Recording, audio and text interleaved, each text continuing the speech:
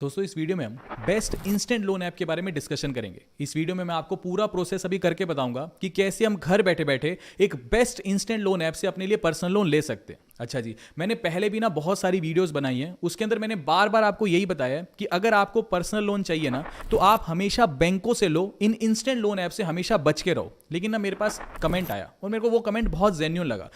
उसमें ये बोला कि सर आप बैंक में काम करते हो, आप बैंक में जॉब करते हो, आपको प्रॉपर सैलरी आती है, प्रॉपर आप आईटीआर भरते हो, तो आप ये बात बोल रहे हो कि जी इंस्टेंट लोन ऐप से लोन मत लो, आप बैंकों से लोन लो। भाई आपको तो बैंक आराम से लोन दे ही देगा, लेकिन उसका क्या जिसको आईटीआर का मतलब ही नहीं पता, जिसको सैलरी अकाउंट में नहीं आ रही है, उसको सैलरी कैश में मिल रही है। अगर भगवान ना करे ऐसे किसी व्यक्ति को इंस्टेंट कोई भी मान लो उसको हेल्थ इशू आ जाता है या मान लो उसको किसी भी कारणवश अगर पैसे की जरूरत पड़ती है और अगर वो बैंक में जाता है तो बैंक उसको 1% भी एंटरटेन नहीं करेगा। उसकी मजबूरी है कि इंस्टेंट लोन ऐप से ही उसको लोन लेना पड़ेगा।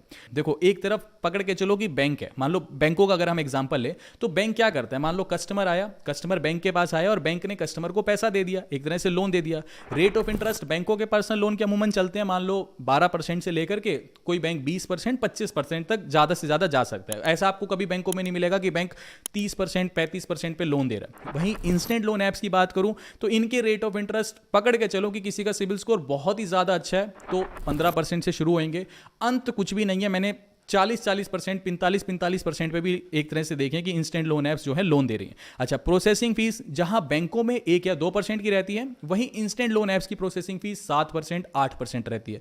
अब ये इंस्टेंट लोन ऐप काम कैसे करें? कोई इंस्टेंट मान लो मैंने एक इंस्टेंट लोन ऐप की कंपनी खोल ली, ठीक है जी, मेरे नाम से। मान लो जैसे चैनल का नाम है XY एक्सिस एजुकेशन, कल को XY एक्सिस एजुकेशन एक इंस्टेंट लोन ऐप निकाल देती है कि आपको यहां से इंस्टेंट लोन मिलेगा।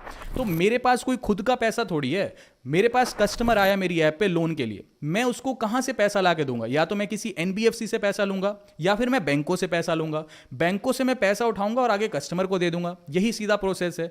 अब बात यह आती है कि rate of interest instant loan app के महंगे क्यों है? देखो इंस्टेंट लोन ऐप पहले से ही ये मान के चल रही है, क्योंकि इंस्टेंट लोन ऐप ना किसी को भी लोन दे रही है कि किसी के पास अगर सैलरी 5,000 है 10,000 है उसको भी लोन दे रही है, किसी का सिबिल स्कोर 19-21 है उसको भी लोन दे रही है।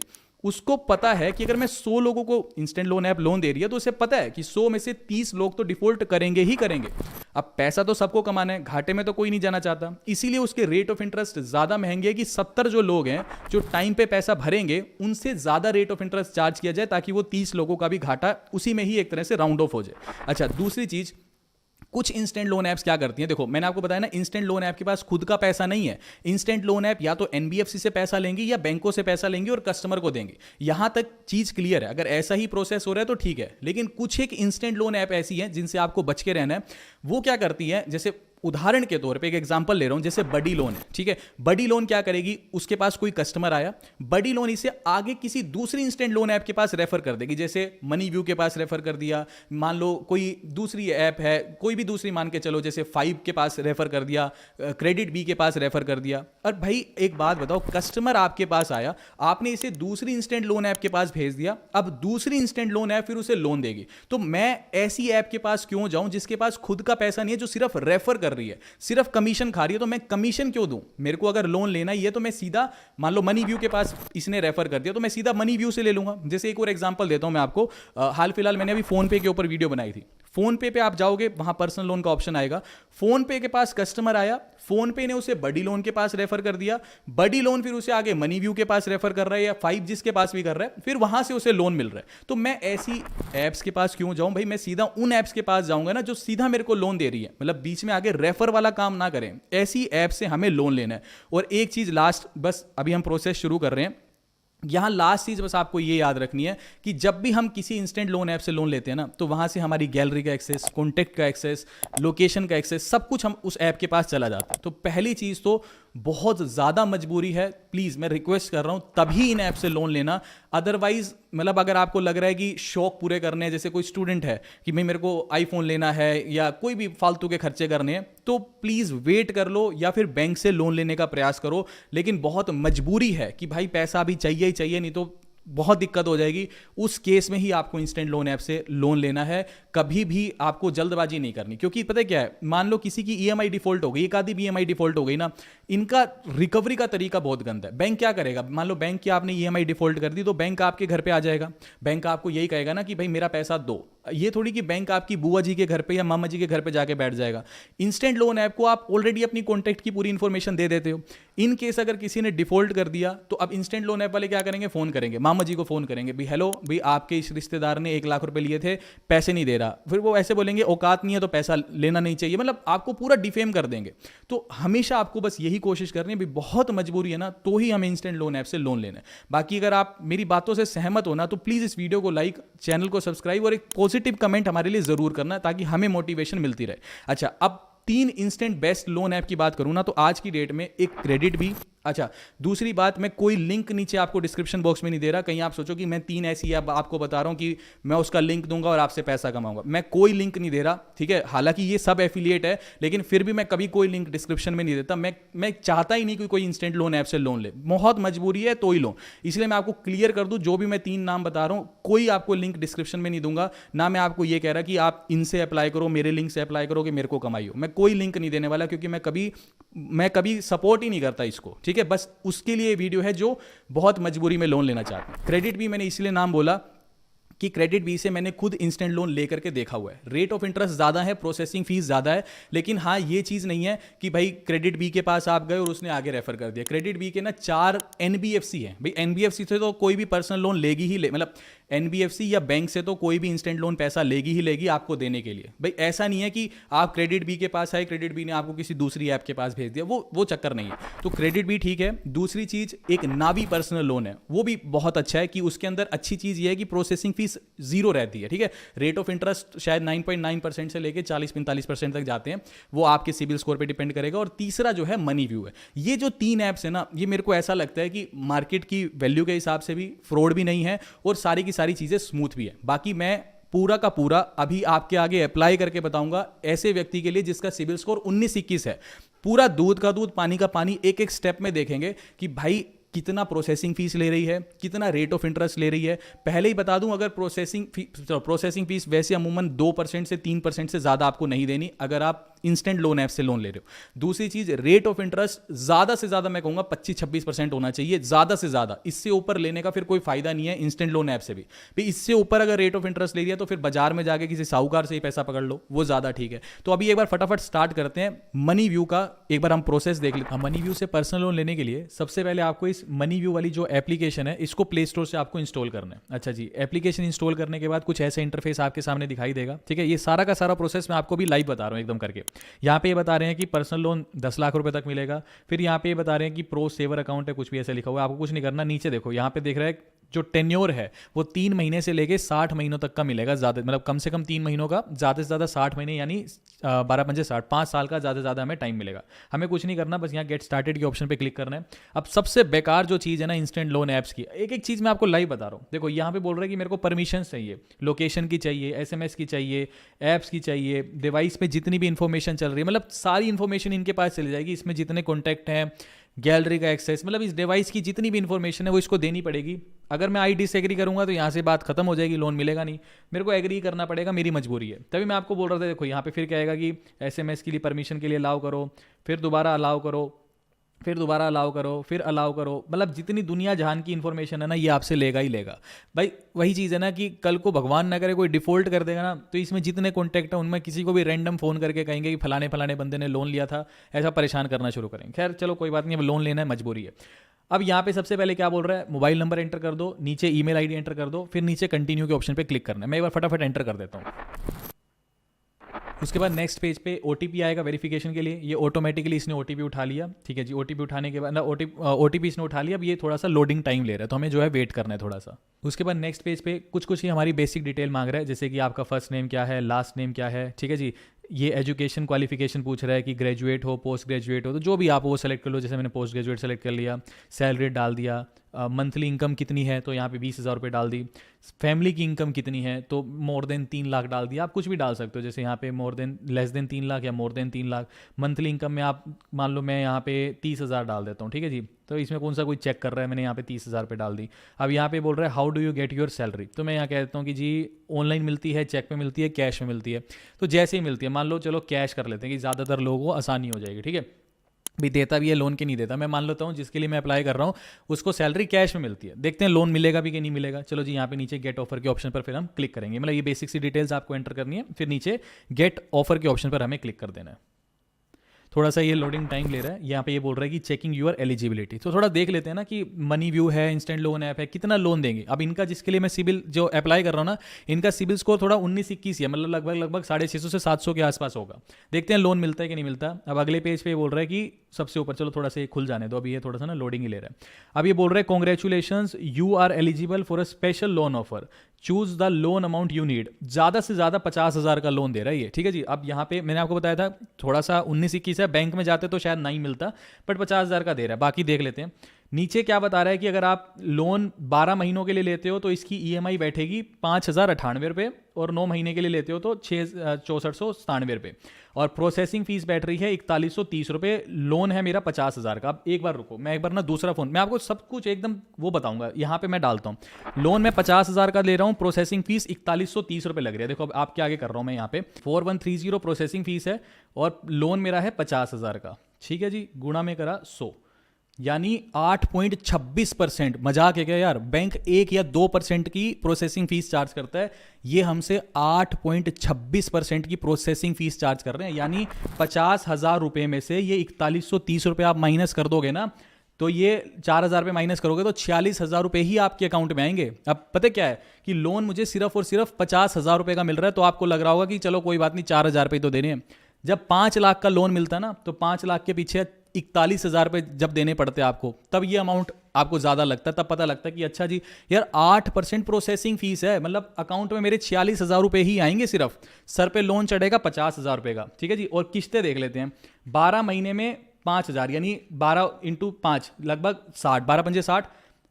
अकाउंट में आए सिर्फ 46,000 रुपये, लोन मेरे को वापस देना है 1 साल के अंदर 60,000 रुपये वापस देना है, मतलब 1 साल में ही आपको 50,000 रुपये के पीछे 14,000 रुपये एक्स्ट्रा देने पड़ेंगे। अब यहाँ पे देखो, चलो ठीक है कोई बात नहीं। अब यहाँ पे नीचे मैं क्या करूँगा, कुछ भी नहीं दे रखा, चलो यहाँ पे कंफर्म एंड प्रोसीड के ऑप्शन पर मैं क्लिक कर देता हूँ, ठीक है। वही मैं आपको बता रहा हूँ, processing fees, rate of interest तो एकदम बस आप मान लो कि बहुत मजबूरी है तो ही लेना है, वरना भाई किसी भी इंस्टेंट लोन ऐप को हाथ नहीं लगाना है, चाहे कोई सी भी हो, ठीक है जी। चलो एक बार थोड़ा सा आगे बढ़ते हैं, थोड़ा प्रोसेसिंग टाइम ले रहा है, वेट करना पड़ेगा।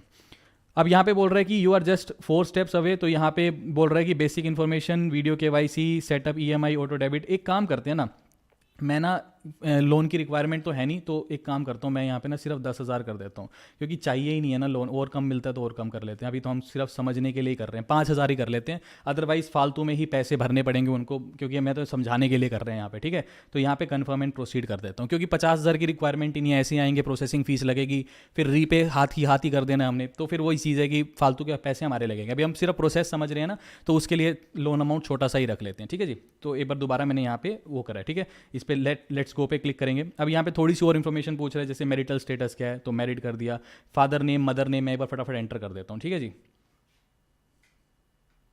फादर नेम, मदर नेम के नीचे पूछ रहा है कि आप जहाँ रहते हो वो खुद का घर है, किराए का घर है, तो खुद का घर सेलेक्ट कर लिया, किराए का तो किराए का। पर्पज़ ऑफ लोन क्या है, कुछ भी कर लो, मान लो आपको रीपे ऑफ अदर लोन कर लेते हैं कि भाई दूसरे कर्जे उतारने हैं। लैंग्वेज कौन सी है आपकी, तो हम यहाँ पे इंग्लिश, हिंदी जो भी है हिंदी सेलेक्ट कर लेते हैं, ठीक है जी। अच्छा, फिर नीचे कंटिन्यू पे क्लिक कर देंगे, मतलब बेसिक सी डिटेल है, ठीक है जी। उसके बाद नेक्स्ट पेज पे बोल रहा है कि आप किस कंपनी में काम करते हो, इंडस्ट्री टाइप क्या है, तो जिस भी कंपनी में आप काम करते हो उसका इंडस्ट्री टाइप क्या है, नीचे एड्रेस क्या है, उस कंपनी का पिन कोड क्या है। ये करने के बाद कंटिन्यू पे क्लिक करना है। एड्रेस में दिखा नहीं सकता, तो मैं फटाफट यहाँ कंपनी का एड्रेस डाल देता हूँ, पिन कोड डाल देता हूँ, नीचे कंटिन्यू के ऑप्शन पर क्लिक कर देता हूँ। उसके बाद नेक्स्ट पेज पर ये बोल रहा है कि अब आपको अपनी KYC करनी होगी। KYC के लिए 2 हमारे पास तरीके हैं। पहला क्या है कि मैं पेपरलेस ई-केवाईसी, दूसरा है डिजी लॉकर। अब कोई भी कर सकते हो, मान लो हम इस पर क्लिक कर देते हैं कि चलो जी पेपरलेस ई-केवाईसी करनी है। अब पेपरलेस ई-केवाईसी के लिए क्या कर रहा है, सबसे पहले ये आधार कार्ड का नंबर बोल रहा है डालने के लिए। तो जो भी आधार नंबर है मैं यहाँ पे फटाफट एंटर कर देता हूँ। नीचे आधार नंबर डालने के बाद ये कैप्चा कोड डालना पड़ेगा, जो भी यहाँ पे दिखाई दे रहा है ये कैप्चा कोड डालना पड़ेगा। उसके नीचे सेंड ओटीपी पे क्लिक करना पड़ेगा। इसके बाद क्या होगा, जो भी मोबाइल नंबर आपका आधार कार्ड से लिंक होएगा ना, उस पर वेरिफिकेशन के लिए एक ओटीपी आएगा, वो ओटीपी हमें एंटर करना होगा, तो हमारी जो केवाईसी है वो कंप्लीट हो जाएगी। तो मैं आधार नंबर दिखा नहीं सकता इस वीडियो में, मेरे को ब्लर करना पड़ेगा, बाद में दिक्कत होगी। तो मैं फटाफट एक बार आधार नंबर और ये कैप्चा डाल के सेंड ओटीपी पे क्लिक कर देता हूँ। ये आधार नंबर डालने के बाद ओटीपी आ गया था, ओटीपी मैंने नीचे डाल दिया। अब यहाँ पे ये बोल रहा है कि क्रिएट 4 डिजिट शेयर कोड। मेरे को 4 अंकों का कोई, मतलब पीछे मेरा ओटीपी वेरीफाई हो गया, अगले में कह रहा है कि कोई भी 4 अंकों का वो बना लो, शेयर कोड बना लो। तो अपनी मर्जी से कोई भी 4 अंक डाल देना, ठीक है। मैं यहाँ पे फटाफट डाल देता हूँ। मैंने यहाँ 4 अंक डाल दिए हैं, यहाँ पे डन पे क्लिक कर दिया। उसके बाद नीचे मैंने ये जो नीचे कंटिन्यू का ऑप्शन आ रहा है, 4 अंक डालने के बाद नीचे मैंने कंटिन्यू के ऑप्शन पर क्लिक कर दिया है। दोबारा ये थोड़ा सा ना लोडिंग टाइम ले रहा है। उसके बाद नेक्स्ट पेज पे आ गया। ये थोड़ा सा मेरे को ब्लर करना पड़ रहा है, क्यों? क्योंकि यहाँ पे मेरे पास आधार कार्ड की जो भी डिटेल थी, नाम, date of birth, address, gender, सब कुछ आ गया। आपको देखना भी ओके है, आपकी फ़ोटो दिख रही है, तो यहाँ पे नीचे कन्फर्म के ऑप्शन पे बस आपको क्लिक कर देना है, ठीक है जी। उसके बाद दोबारा ये थोड़ा सा टाइम दे रहा है। अब यहाँ पे बोल रहा है कि आप अपनी सेल्फी अपलोड करो, तो यहाँ पे टेक अ सेल्फी के ऑप्शन पे आपको क्लिक करना है। यहाँ पे नीचे आ रहा है टेक सेल्फी, ठीक है जी। और यहाँ पे वाइल यूजिंग द ऐप दोबारा परमिशंस देनी पड़ेंगी दुनिया जान की, और ये सेल्फी होगी। तो सेल्फी एक बार फटाफट मैं अपलोड करवा देता हूँ। अब यहाँ पे सेल्फी लेने के बाद नीचे आपको डन के ऑप्शन पर क्लिक करना है। तो सेल्फी आपकी जो है यहाँ पे अपलोड होने, यहाँ पे एक तरह से अपलोड हो रही है, ठीक है जी। तो आपको थोड़ा सा लोडिंग, थोड़ा सा एक तरह से यहाँ पे वेट करना है। यहाँ पे सबमिट डॉक्यूमेंट्स पे क्लिक करना है। सेल्फी आपकी अपलोड हो चुकी है। उसके बाद फिर थोड़ा सा ये लोडिंग टाइम ले रहा है। अब यहाँ पे ये बोल रहा है कि जी आप अपनी बैंक की इन्फॉर्मेशन दो, कहाँ से आप ऑटो डेबिट करोगे और किस में लोन लेना चाहते हो, ठीक है। तो मैं यहाँ पे बैंक सेलेक्ट कर लेता हूँ। जैसे मेरा अकाउंट जो है ICICI बैंक में है, तो मैंने ICICI सेलेक्ट कर लिया, ठीक है जी। यहाँ अकाउंट नंबर, IFSC कोड, ये सारी चीज़ें डालनी है और फिर वेरीफाई नाउ पे क्लिक करना है। तो मैं फटाफट से अपना जो मेरा दूसरा बैंक है जिसमें मेरे को लोन का अमाउंट चाहिए, वो अकाउंट नंबर फटाफट यहाँ पे डाल देता हूँ, ठीक है।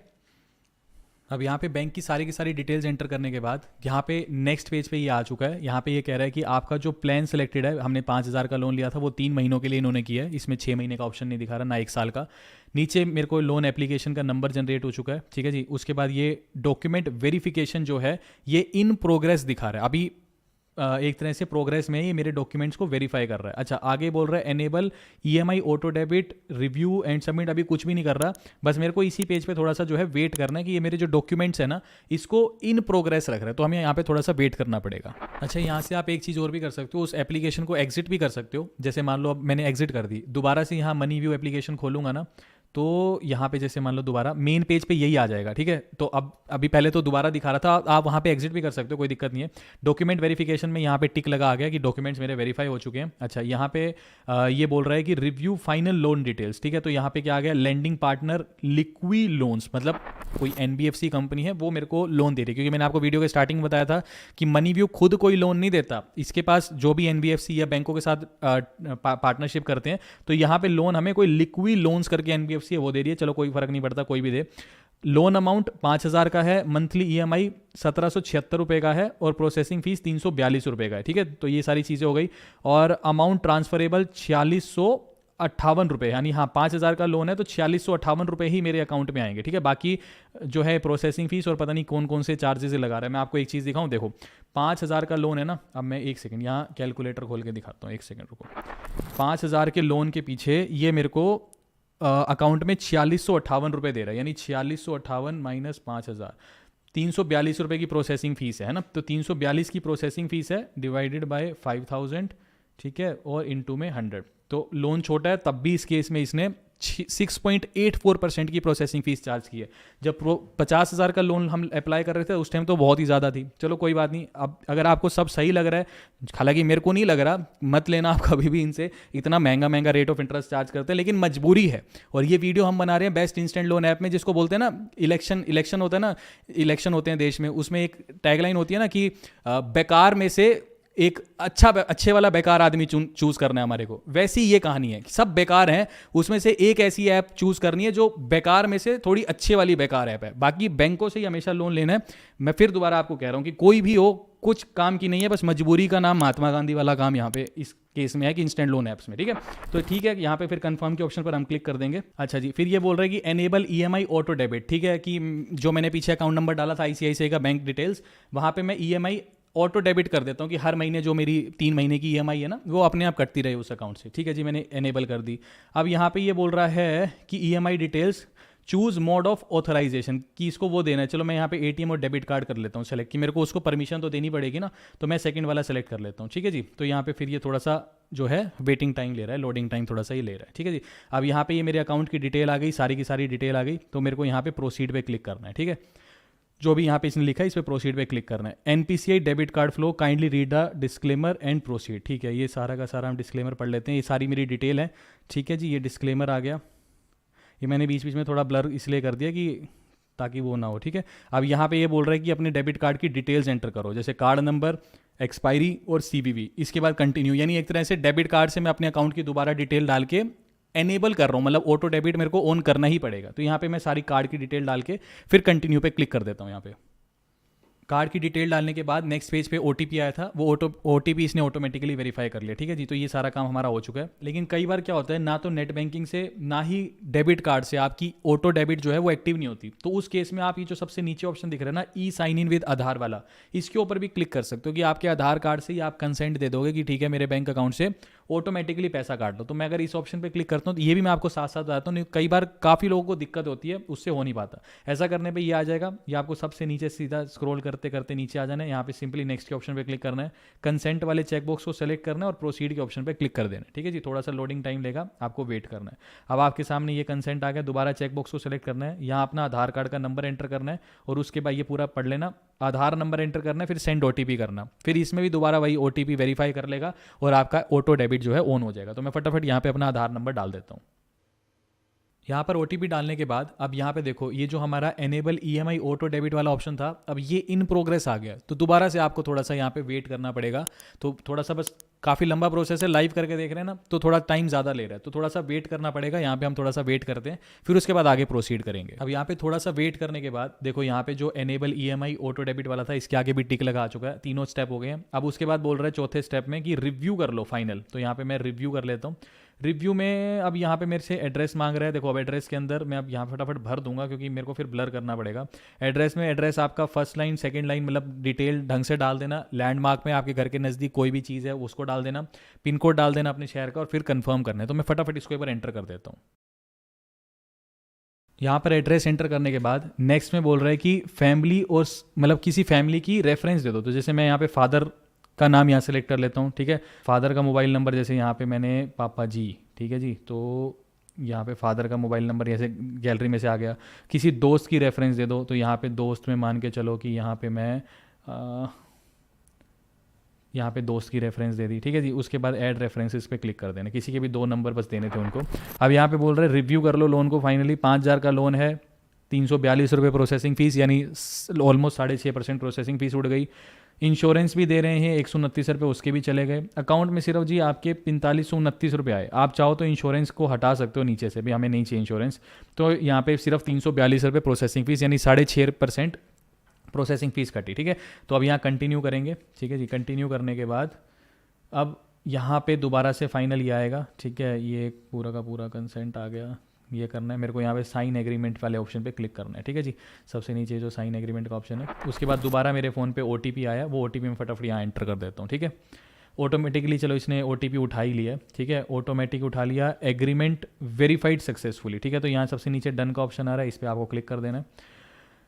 ओके, ठीक है जी। अब यहाँ पे ये जो फाइनल प्रोसेस है ना, फाइनल नहीं, चौथा step review and submit agreement वाला, अब ये दोबारा इन प्रोग्रेस आ गया। तो फिर से थोड़ा सा वेट करना है, थोड़ा लंबा प्रोसेस है का पसीना ये भी बैंक जैसे ही निकलवा रहे हैं, ऐसा नहीं है कि चुटकी बजाई और लोन आ गया। ठीक है, तो अब चौथा स्टेप है, थोड़ा सा हमें फिर से जो है वेट करना पड़ेगा। थोड़ा सा वेट करने के बाद अब यहाँ पे देखो, हमारा पहला, दूसरा, तीसरा, चौथा पूरा स्टेप सारे के सारे कंप्लीट हो चुके हैं।